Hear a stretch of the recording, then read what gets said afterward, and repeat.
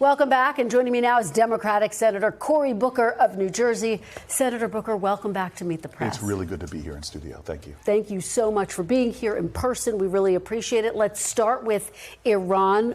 I wonder, for the sake of bringing these hostilities to an end, would you support a short-term deal with Iran that leaves the broader issue of Iran's nuclear program to be solved in later negotiations? So remember, the Strait of Hormuz was not closed at the beginning of this conflict. This conflict has been a massive disaster, and Donald Trump himself is an embarrassment on the world stage. I hear it from allies all around the world. He has got us into a trap, and we're effectively in a stalemate with Iran. And the people that are paying the price is American military, hundreds injured, 14 lives lost. And the American people collectively were spending billions of dollars more in the price spikes that we've seen as a result of this. This president has no way out. This is going to go on for months, and that pain is going to continue to be felt by people he promised to lower prices for and keep us out of foreign entanglements. If that way out included a short-term deal that punted dealing with the nuclear program, is that something you would back? Well, remember, I've been leading in the Senate with a handful of my other colleagues to end this conflict. That's what we're demanding. I am sorry that the United States Senate, Republicans who are leading that, have done nothing truly to hold President Trump accountable, to provide sufficient oversight or any checks and balances. My work is to end this conflict. And again, unfortunately, Donald Trump has made us less safe. He has created more chaos in that region. He has given more long-term strength and leverage to Iran, a more radical regime. There's still fissile material, highly enriched, that was not there at the beginning of his first term. He has dug us deeper and deeper into a quagmire hold, and he is a danger. As many of his first-term national security advisors said to us, he would be a danger to national security. Sadly, that's playing out. I do want to talk about the Senate. The U.S., of course, is partnering with Israel with this war. You joined a record number of Democrats, 40 senators, who recently voted against sending more arms to Israel. A similar effort a year ago only got 15 Democratic votes, for example. Are you now opposed to the U.S. sending arms to Israel going forward? Let's be clear. I'm opposed to a reckless war that has made the United States and Israel less safe, as well as our other Arab allies. I will not support arms to the United States or any of our allies, including Israel, in the context of a war that is endangering our national security and Israel's. I continue to support our U.S. military being the strongest in the world. I continue to support Israel having a qualitative military edge, the ability to defend themselves and offer deterrence. But in the context of this war, I will not support more military armaments to conduct what I think is a disaster that's endangering American lives, Israeli lives, and as we see in the UAE and Saudi Arabia, our regional allies as well. So just to be very clear, you would vote to approve arms sales for Israel in a future entanglement if you thought that was necessary? Again, we have a long-standing commitment to Israel having a qualitative military edge. I will continue to support that. I will not support this kind of war. And we have a nation now that's looking at our disastrous president, a disastrous leader of Israel, who in this war are hurting our nation, their nation, and that region. I cannot support this war effort. Let's turn to the battle over redistricting, one of the big headlines this week. A recent U.S. Supreme Court ruling placed new limits on the Voting Rights Act, as you know, which has prompted states across the South to start redrawing their maps. Supreme Court Justice Samuel Alito wrote in the majority opinion, I'm going to read some of what he said and get your reaction, quote, allowing race to play any part in government decision-making represents a departure from the constitutional rule that applies in almost every other context. Do you think race should be used as a factor to draw congressional lines? So first of all, this court is profoundly hypocritical.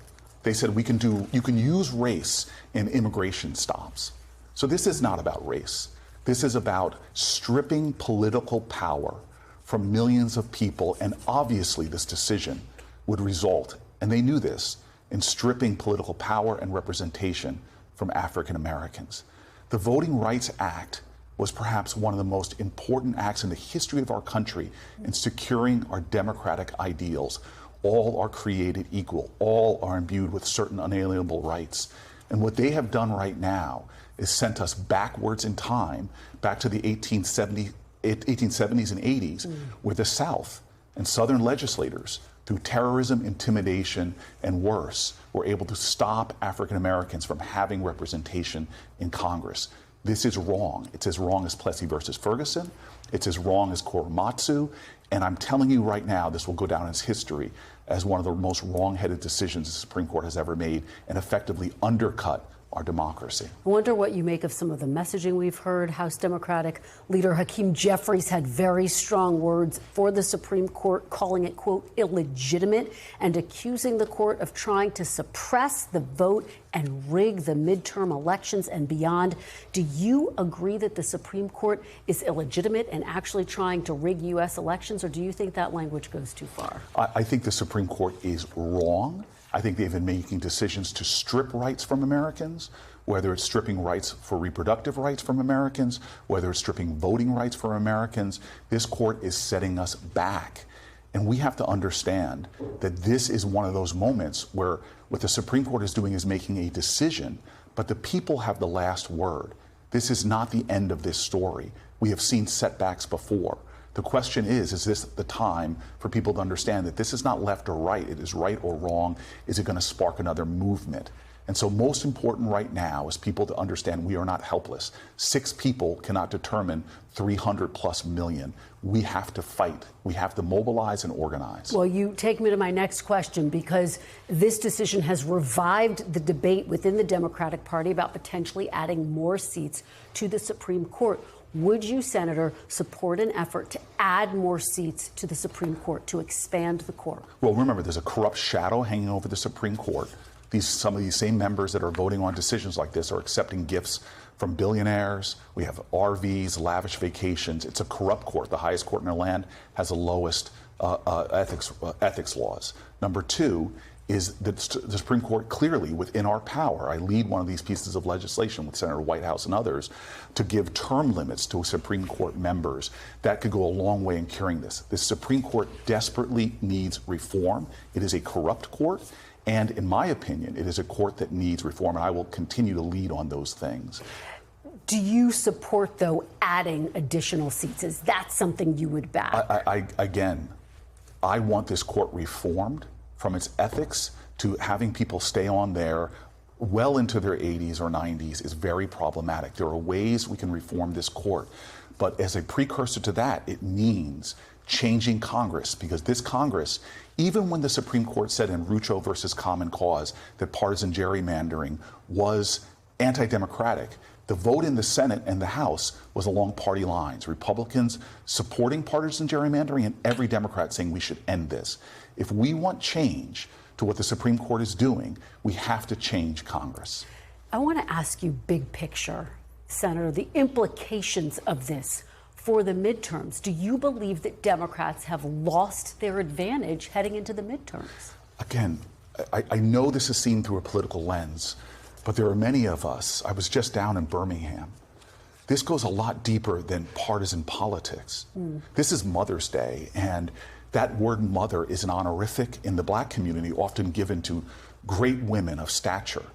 The mothers of the movement, people like Fannie Lou Hamer, beat nearly to death in a Mississippi prison for voting rights. Amelia Boynton, beaten on the Edmund Pettus Bridge marching for voting rights. Ella Baker, Septima Clark. These are extraordinary women who today the Supreme Court has dishonored their legacy and their sacrifices. On this Mother's Day, when so many people are hurting, let us refocus on the urgency. This is not left or right. This is a moment where what will we stand for in America? Ultimately, this nation stands for fairness at the polls, representation, we're a representative government, and most importantly, making sure our democracy in its very most important act of voting is secured. But just very quickly before I move to my last question, are you confident that Democrats can take back the House? I am confident that the people of America can take back the House. There are so many dissatisfied Trump. Can Democrats win the House? Yes, absolutely. And it means appealing to all of America. I think there's 75, 80% of Americans that just don't agree with this president raising their prices, involving us in disastrous wars. This is a chance for America to reject a president that is making their lives more difficult and betraying the people. We need to take back the House and the Senate and begin to hold him accountable and begin to restore the pillars of our democracy. Before I let you go, Senator, NBC News is reporting that former Vice President Kamala Harris has been telling donors she believes the Democratic National Committee should release its autopsy of her failed 2024 campaign, something the DNC chair had initially promised to do, seems to have walked that back. Do you think the DNC should release that autopsy? Yeah, report? release the autopsy, but we're 6 months before an election. If there's not enough reason to vote, the president's stripping away our health care for millions of Americans, seeing rural hospitals close. If there's not enough reason to vote, your prices skyrocketing, interest rates up. If there's not enough reason to vote, prioritizing ballrooms over people's child care and health care. This is 6 months before an election. We need to be mobilizing and organizing in this election.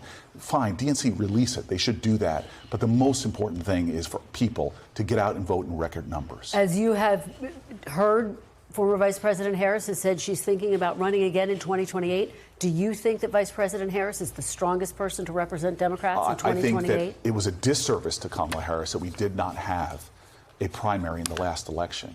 I hope we have the most robust 28 primary there is, with a lot of great leaders involved in that primary, so that the Democratic Party can choose who's going to be their standard bearer. Senator Cory Booker, thank you so much for being here, weighing in on a lot of topics this morning. Thank really you. Appreciate it. Thank you very much.